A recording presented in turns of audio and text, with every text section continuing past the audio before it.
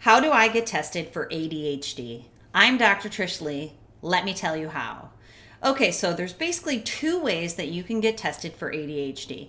There's the traditional way, and then there is the most scientific and measurable way.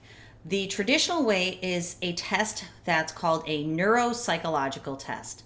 And basically, what happens is if you go to a neuropsychologist, they will evaluate your behaviors and you will answer questions about your behaviors to make the connection between the way that you think and behave and if it falls in line with ADHD symptoms.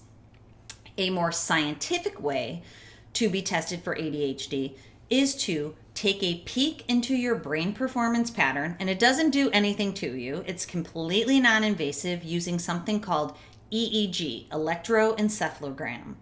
Basically, the provider or the doctor can visualize how your brain is using electrical energy on a map. And for the way that I do it, I use two different types of technology that give me a brain performance profile in a visual representation that I share with you. I make sure that you understand how your brain is creating your ADHD symptoms and why neurologically. The first is called a QEEG brain map. The second is a baseline brain performance profile or pattern. The second can be done online using my online platform, using a multi-million-dollar app that I did not invent, but I'm very excited to be part of. And basically, you can perform your own map at home. It takes 28 minutes using very easy-to-use, high-tech equipment, and then your results pop up in the app for you immediately.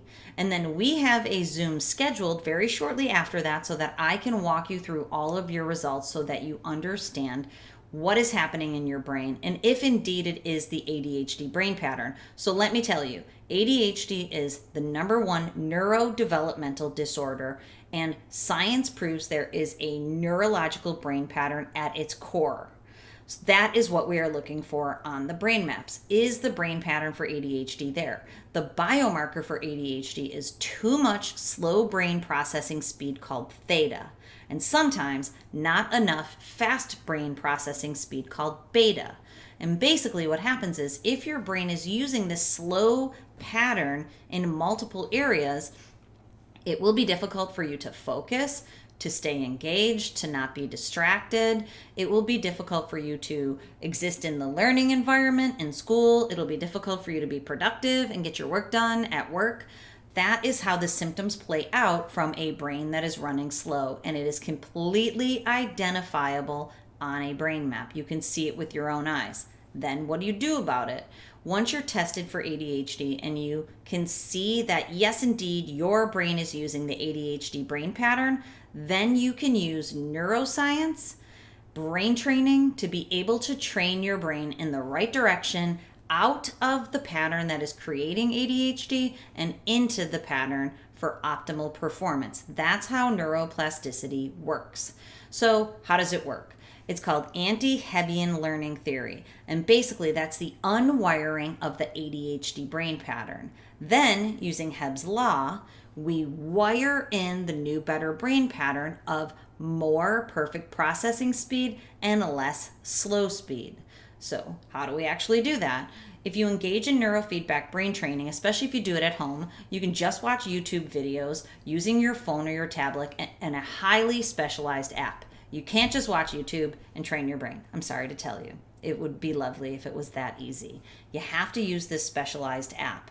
But the beauty of the specialized app is that then I, or your neurofeedback provider, if they're using a system like mine, they can see how your brain is performing using graphs and charts and tons of data. At the same time, the app produces similar, not the exact same data for you. You get feedback every time you do a session that shows you if your brain is moving in the right direction, which can be so powerful to be able to get your brain motivated and inspired to keep moving in the right direction. So using graphs and charts that I'm able to see if your brain is indeed improving over time and how, I'm able to share that with you. And then you know that your brain is is using a better brain pattern, you feel it and see it in your behaviors, and we set out to create what's called a positive feedback loop. If we create the positive feedback loop, it essentially will create its own feedback over time to keep locking that brain pattern in without having to use the tech. That's how it works, because people ask me all the time, do I have to do neurofeedback forever? No. Once we do the testing, we see if the pattern is there, then we heal that underlying pattern. Your brain will stay that way.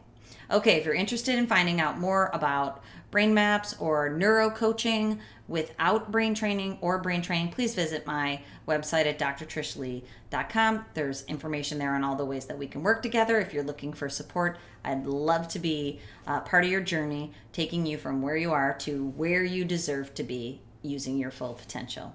Okay, remember, control your brain or it will control